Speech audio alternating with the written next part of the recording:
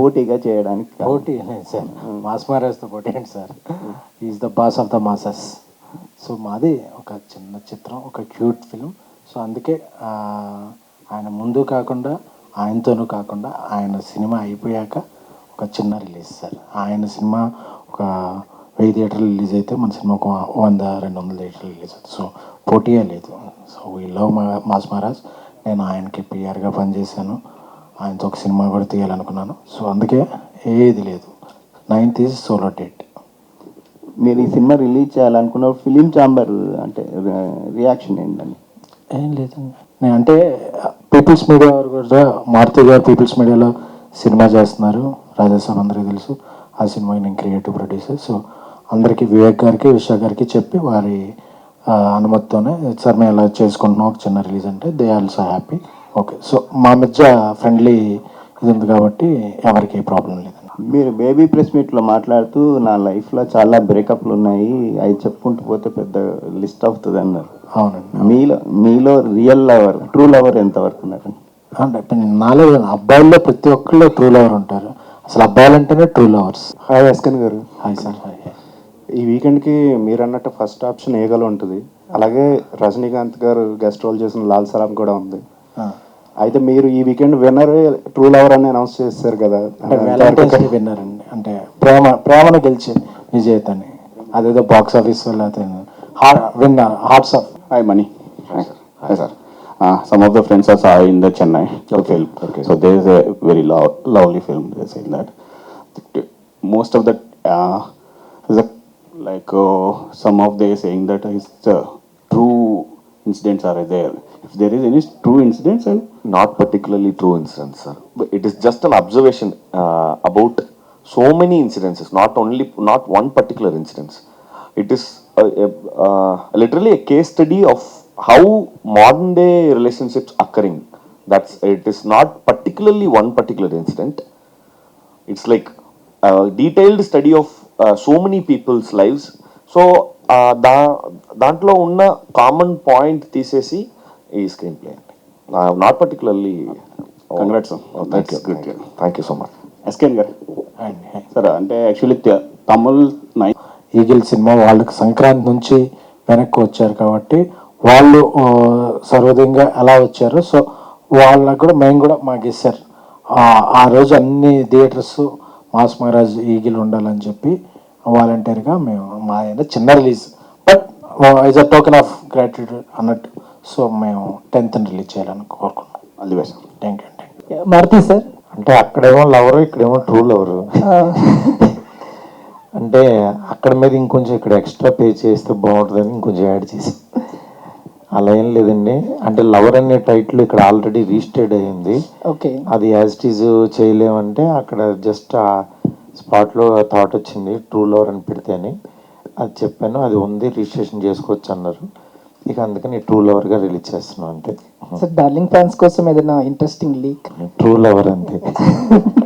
And Gauri గారు, you have been getting a lot of appreciation for your role in this. So how does it? And చాలా ఆనందంగా ఉంది. అంటే both Telugu స్టేట్స్లో మంచి రిసెప్షన్ వస్తుంది టీజర్కి అండ్ ట్రైలర్కి, అండ్ అక్కడ ప్రీమియర్ పడింది కాబట్టి అక్కడ సినిమా అంతా చూసి మంచి రెస్పాన్స్ రావడం అనేది నాకే కాదు అందరికీ, మొత్తం టెక్నీషియన్స్ అందరికీ, మణి గారికి, డైరెక్టర్ గారికి అందరికి రావడం నిజంగా ఆనందంగా ఉంది. అండ్ ఎస్కేఎన్ గారు, మారుతి సార్ గారు, ఇలా జనాలకి అంటే ఈ రెండు పేర్లు వినబడటమే జనాలకి బాగా రీచ్ వెళ్ళిపోయింది. Yes. So how was it?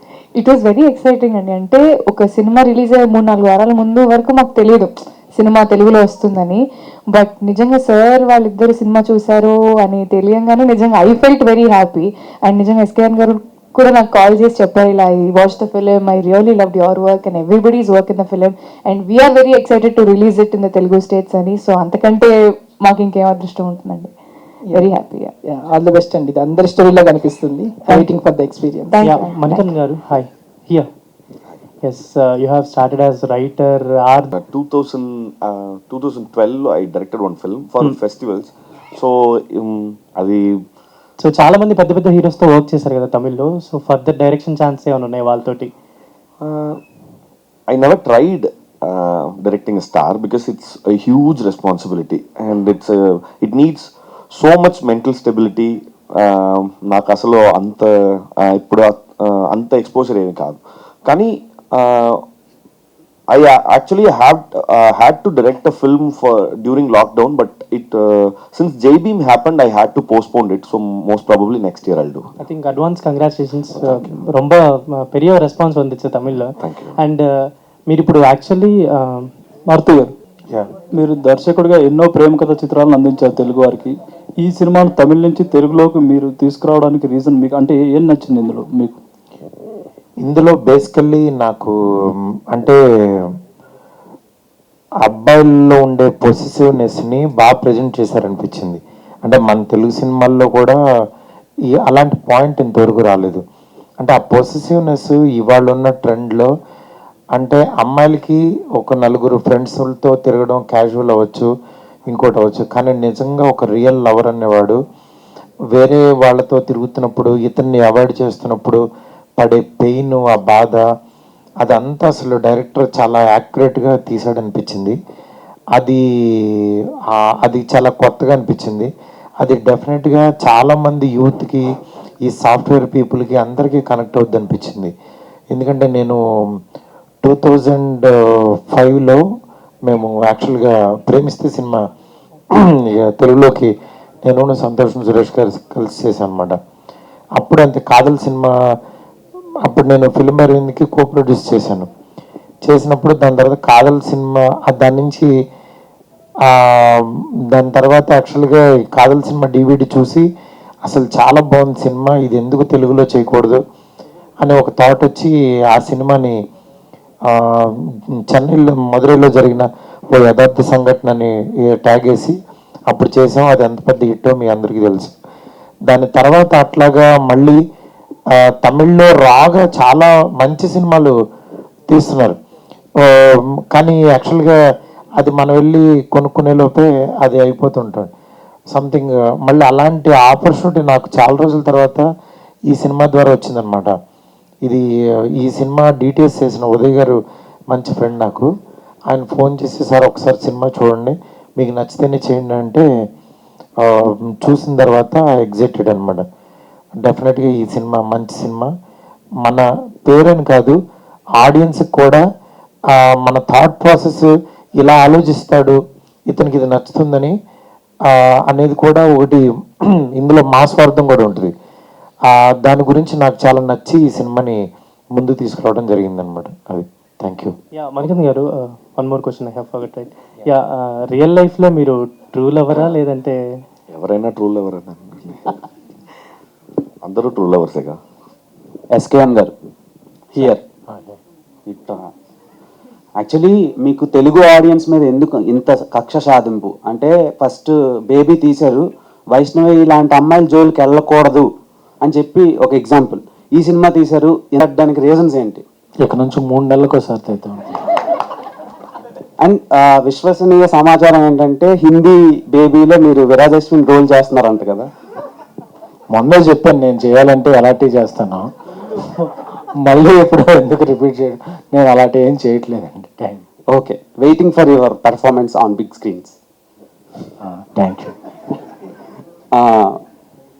Gauri గారు, సో బేసిక్గా లవ్లో డామినేట్ క్వశ్చన్ అండి. అంటే ఒక్కొక్క రిలేషన్షిప్ అంటే ఒక కపుల్ని మీరు తీసుకుంటే దాంట్లో ఉండే డైనమిక్స్ చేంజ్ అవుతూ ఉంటాయి. మనం జనరలైజ్ చేసి అమ్మాయిల డామినెన్స్ ఎక్కువ ఉంటుంది, అబ్బాయిల డామినెన్స్ ఎక్కువ ఉంటుంది మనం చెప్పలేము. నాకు తెలిసినంత వరకు పరిస్థితుల డామినెన్స్ అండి ఈ సినిమాలో. వాళ్ళు ఉండే సిచ్యువేషన్స్ అంటే ఈ అమ్మాయి వరల్డ్ వేరే, ఆ అబ్బాయి వరల్డ్ వేరే, కానీ వాళ్ళిద్దరు ఒకటే వరల్డ్లో ఉంటే అండ్ వాళ్ళ వరల్డ్లో ఉండే సిచ్యువేషన్స్ డామినెన్స్ వల్ల, సిచ్యువేషన్స్లో ఉండే ప్రాబ్లమ్స్ వల్ల, సిచ్యువేషన్స్లో ఉండే మంచి విషయాల వల్ల వాళ్ళ రిలేషన్షిప్ ఎలా చేంజ్ అవుతుందనే దానిపైన మేము తీసాము. సో అమ్మాయిల డామినెన్స్ ఎక్కువ ఉంటుంది అని జనరలైజ్ చేసి నేను చెప్పలేను అనుకుంటా.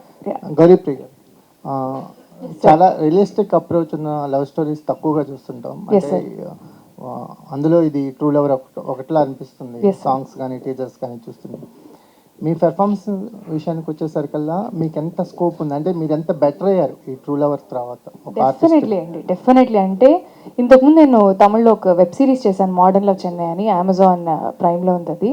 సో ఫస్ట్ నాకు అక్కడ లాంగ్వేజ్ ఇష్యూ ఇదంతా స్టార్ట్ అయ్యింది. అంటే మనకి ఇప్పుడు తెలుగులో కానీ తమిళ్లో కానీ వర్కింగ్ స్టైల్ అంతా సేమ్ ఉంటుంది, కానీ వేరే భాషలో ఆలోచించి వేరే భాషలో ఆ అమ్మాయిలాగా యాక్ట్ చేయడం అనేది అది డెఫినెట్లీ ఇట్ వాస్ ఛాలెంజింగ్. ఎందుకంటే I think in my mother tongue, నా ఆలోచన అంతా మదర్ టంగ్ తెలుగులోనే ఉంటుంది, కానీ బయటకు వచ్చేది తమిళ్లో రావాలి. సో ఆ చిన్న చేంజ్ ఖచ్చితంగా ఉండింది. క్యారెక్టర్గా ఈ క్యారెక్టర్ పేరు దివ్య అండి. It's a very complex character. అంటే ఈ అమ్మాయికి ఉండే ఎమోషన్స్ అవుట్ రైట్గా పోర్ట్రేట్ చేసే అమ్మాయి అయితే కాదు. తనకుండే ప్రాబ్లమ్స్ వల్లనో లేకపోతే తనకు జరిగే మంచి విషయాల వల్లనో ఏదైనా ఆ అమ్మాయి అవుట్ రైట్గా చెప్పలేదు. సో ఒక క్యారెక్టర్లో ఇన్ని కాంప్లెక్సిటీస్, ఇన్ని లేయర్స్ ఉన్నాయని అర్థం చేసుకోవడానికి డెఫినెట్లీ టైం పట్టింది.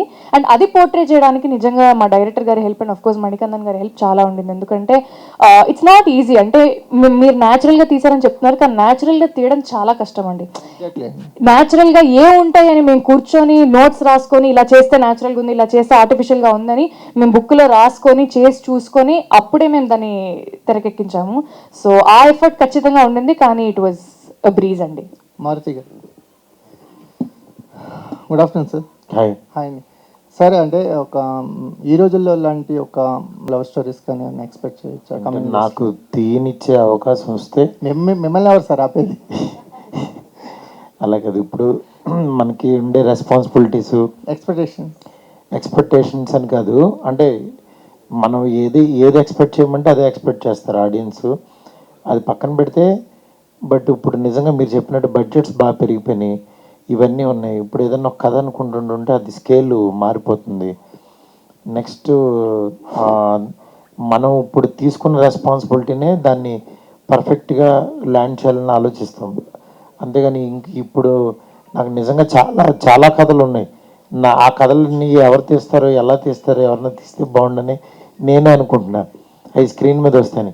నిజంగా అలాంటి అవకాశం వచ్చి అలాంటి గ్యాప్ ఉన్నప్పుడు ఎప్పుడు తీయడానికి ముందుకు వస్తాయి. ఎందుకంటే ఇవన్నీ ఎవరన్నా తీస్తే నచ్చితేనే తీసుకుని వచ్చి ప్రమోట్ చేస్తాను. అలాంటిది ఆ సినిమా నాది అవ్వాలని కోరుకుంటా కదా. డెఫినెట్గా ఓ డైరెక్టర్గా ఉండేది ఉంటుంది కదా.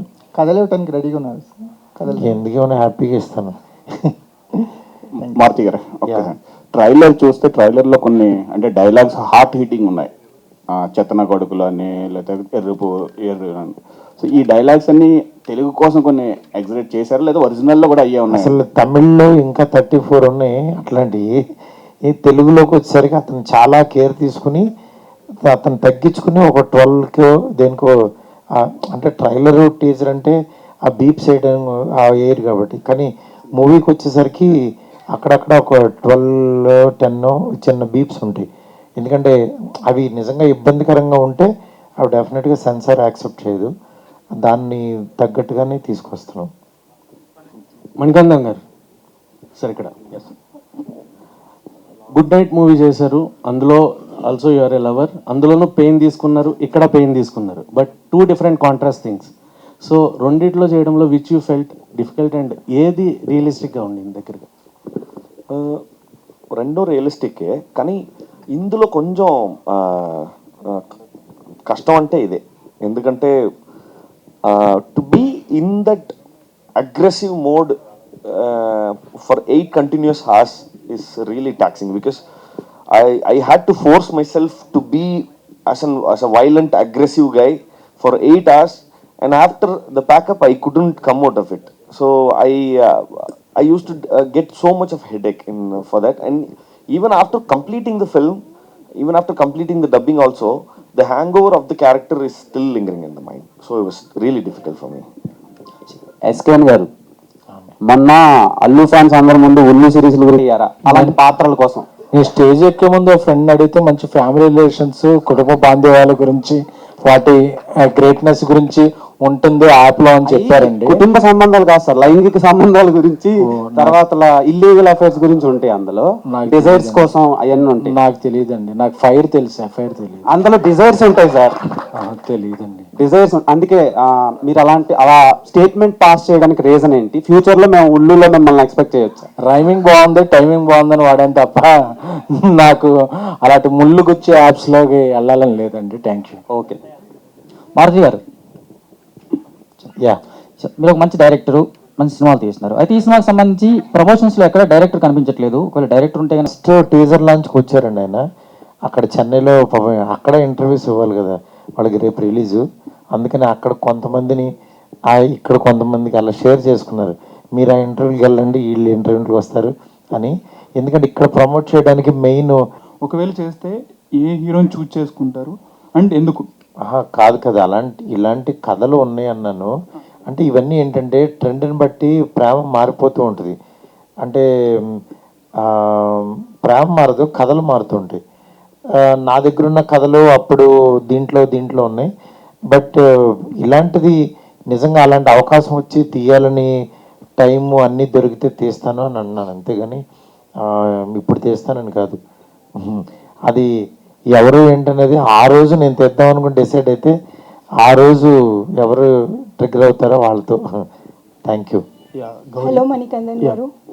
హాయ్ అండి, I'm Babitha from big TV. Congrat, తమిళ్లో ఇప్పుడు ఆల్రెడీ హిట్ టాక్ వచ్చేసింది అండ్ మీరు ఇప్పుడు తెలుగులో కూడా రిలీజ్ చేస్తున్నారు. సో ఈ సినిమా మొత్తం సినిమా చేసే టైంలో చాలా ఎమోషనల్గా మీరు కనెక్ట్ అయ్యి, అంటే ఇది రియల్ లైఫ్లో కూడా చాలామందికి కనెక్ట్ అవుతుంది అని ఎమోషనల్గా కనెక్ట్ అయ్యి ఎంజాయ్ చేసిన సీన్ ఏదైనా ఉందా సినిమాలో? Every scene, particularly one scene అంటే ఒకటి. I can't really pick one scene, but because the film, if you watch the film, then you'll understand what I'm trying to say. Because every scene is totally interconnected with every other scene. Because the whole screenplay is kind of a cascade effect. If you remove one particular scene, then you cannot understand what's happening. So it is like every other scene, every next scene, we have to like forecast that which is going to happen later, and then we have to perform. So every scene we had to be like, we had to cry, laugh, we had to be angry, and everything is equally challenging. So I really can't pick one scene, because if you watch the film, then you can understand what I'm trying to say. All the best. Thank you so much. Hello SKN గారు. Hi అండి. బాలీవుడ్లో ఇప్పుడు cinema తీస్తున్నారు baby. So cost ఏమైనా అనుకున్నారా? అనుకుంటే ఏమైనా reveal చేసే ఛాన్స్ ఉందా ఇప్పుడు? కన్క్లూజన్కి వస్తానండి. Yeah Gauri here. ఎస్కేఎన్ గారు, అమ్మాయిలు అబ్బాయిలకి దగ్గర అయినట్టు ఉంటారు కానీ దూరం పెడతారు, ఎందుకు? దీనికి మీ సమాధానం ఏంటి? నేను ఇంతకుముందు చెప్పినట్టే అండి, పరిస్థితులు అంటే కావాలని మేమేం కంకణం కట్టుకోం కదా దూరం పెట్టాలి అని. అమ్మాయిలు అలా అనుకోరు, అబ్బాయిలు కూడా అలా అనుకోరు.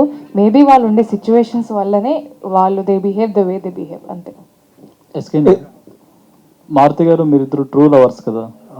మారుతి గారి దగ్గర చాలా కథలు ఉన్నాయి, ఆయన ప్రొడ్యూసర్గా చేస్తున్నారు, అలాగే డైరెక్టర్గా కూడా చేస్తున్నారు. మీరు ప్రొడ్యూసర్గానే ఎందుకుంటారు, డైరెక్టర్గా ఎందుకు మారు?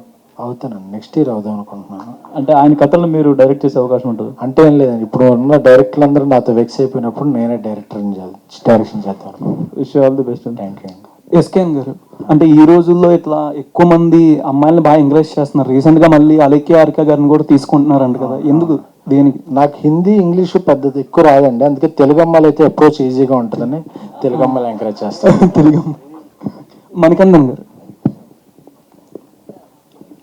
మీరు తెలుగు స్ట్రైట్ ఫిల్మ్ చేయొచ్చు? ఇప్పుడే చెప్పానుగా డైరెక్షన్. అదే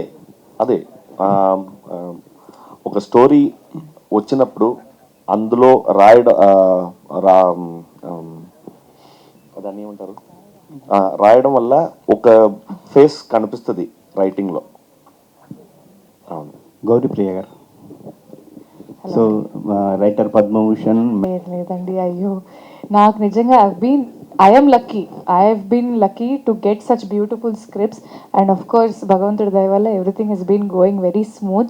నాకు ఇలాంటి అవకాశాలు రావడం నిజంగా నాకు కూడా చాలా పెద్ద విషయం కదండి. So once something comes to me, I respect it. నేను అది చేయగలను అంటే తప్పకుండా నాకు వీలైనంత వరకు వెళ్ళి నేను చేస్తాను, లేకపోతే I just humbly say no and come, because ఎందుకంటే క్యారెక్టర్ని కానీ సినిమాని కానీ చెడగొట్టకూడదు అనుకుంటాను, అంతే. థ్యాంక్ యూ అండి. So thank you so much. హ్యాట్రిక్కి రెడీగా ఉన్న గౌరీ ప్రియ, థ్యాంక్ యూ.